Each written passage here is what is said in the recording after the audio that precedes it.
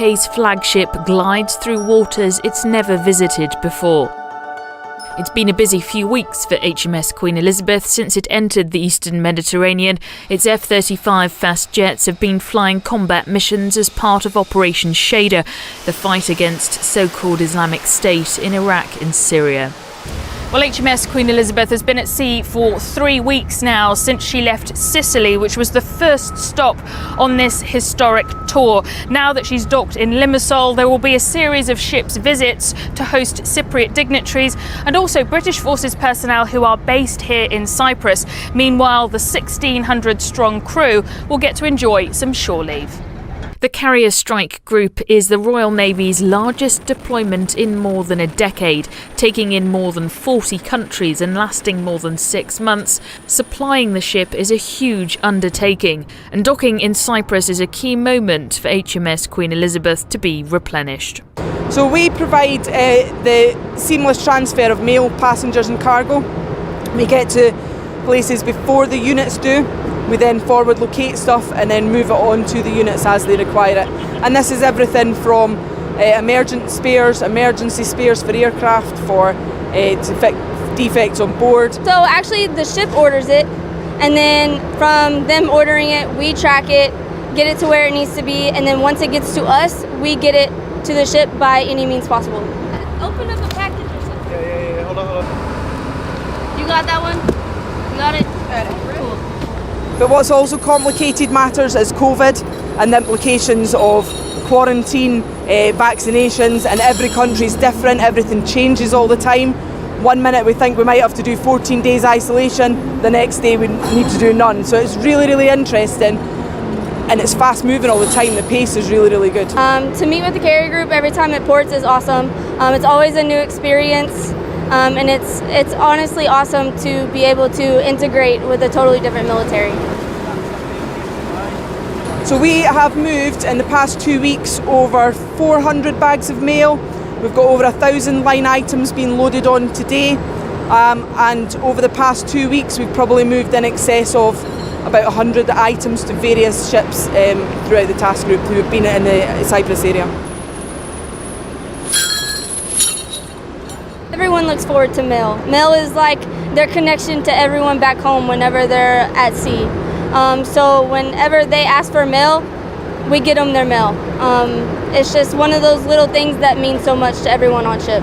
The aircraft have been flying sorties. If they can't fly, you're a sitting duck. But equally, you could have parts for an engine. And if you don't have the speed in the engines or your engines aren't working, you can't fly anyway. So the parts for defect rectification are so crucial that they just expedited and smoothly moved through. You've got constant customers going, oh, I would like this from the shelf. I sometimes think I've got a fairy wand sometimes, but yeah, we love it. It's good. It's a really, really privileged job to be in. Honestly, it's a sense of pride. Not very many of us were able to come and actually do this. So it's a sense of gratefulness. I'm extremely grateful to be out here, to have this opportunity to learn from a different military, to be a part of something that has never been done before, and totally break barriers. For one sailor, arriving here is a precious chance to be reunited with his mum, dad and girlfriend who live here. Hello. Oh, hello. They haven't seen him since January. It was amazing, because when we was out at sea, there was like mist and I couldn't see through it. And then obviously I seen the harbour coming in, and I knew they'd probably see us coming through, and I thought they're going to get a good view of us coming in. And obviously I seen them then, and it was just, my eyes were going I don't know, I think they were crying as well. But, it was just amazing coming in, just one-off opportunity. So. Yeah, very emotional. Yeah, to see him come back to Cyprus as well, it's just, couldn't have wished for it to be any better. It's just perfect. It's brilliant. You must be so proud of him as well to be on the carrier. Yeah. Oh yeah. Flagship, the main one, And all the others looking after it as well. Yeah, it's brilliant. What was that first hug that we just saw like? What did it Don't want to let go. You just don't want to let go. Yeah. Amazing. Got to make the most of this stop now. And then we're going to do a tour on the ship Saturday, so I'm going to take them around the ship again, that's once in a lifetime because we haven't had visitors on, so I've had permission to bring them onto the ship on Saturday. So, What's morale like on board now that you're all here in Cyprus? for me or everyone else, for me, I couldn't run up to the flight deck quick enough this morning. I was up there from about 8 o'clock, so I was up there for hours this morning, just waiting to get a glimpse of Cyprus.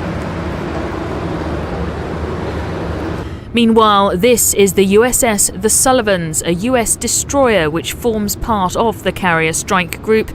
She too docked at Limassol port and will be receiving vital supplies as they make the most of their time in Cyprus before heading on to the Far East in a few days' time. Emerging from its first real test, the Royal Navy's flagship HMS Queen Elizabeth has made its mark in the Eastern Mediterranean. Its F-35 fast jets have spent the last 2 weeks flying missions as part of Operation Shader, the fight against so-called Islamic State in Iraq and Syria. It's been the first operational test of the carrier's capability, and now more details are emerging about what that involved. Well, this is the ramp that the F-35 fast jets take off from, and over the last couple of weeks they've been incredibly busy whilst they've been at sea here in the region. They've conducted 90 sorties as part of Operation Shader. So during the 2-week period we've been here, we've been contributing over 50% of the combat air with F-35 to the overarching mission that is Operation Inherent Resolve, and our part of it, which is Operation Shader. So it's a huge contribution for the UK and just shows the inherent flexibility of our aircraft carrier and our embarked air wing of F-35s. What would the normal amount of contribution be? So it'd be around about 25%. So for this period of surge operations, we've certainly over doubled what would normally be present. The deployment has already involved some dramatic moments. Royal Navy destroyer HMS Defender, which is part of the carrier strike group, peeled away from the task group temporarily to carry out her own set of missions in the Black Sea. That's when the Ministry of Defence denied Russian claims that it fired warning shots at Defender after it entered its country's territorial waters. I'm keen to get the thoughts of the Queen Elizabeth's captain, who has a degree in Russian. Obviously, you've caught the attention of the Russians. We've seen what's happened with HMS Defender. I'm sure that there have been reactions whilst you've been in this region. What are you expecting Russian response-wise as you journey on through the Suez Canal and just the reaction to your presence as you continue on?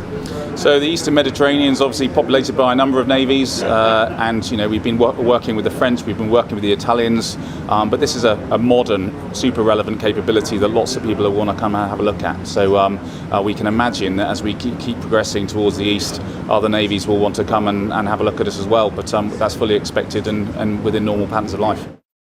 The presence of the carrier strike group in the region has also shone a spotlight on the British bases operating in Cyprus and the defence relationship between the UK and the island. And I think for Cyprus, in what is a contested and challenging strategic region, I hope that we're also sending a signal of reassurance that we are committed to a peaceful, stable, prosperous Eastern Mediterranean.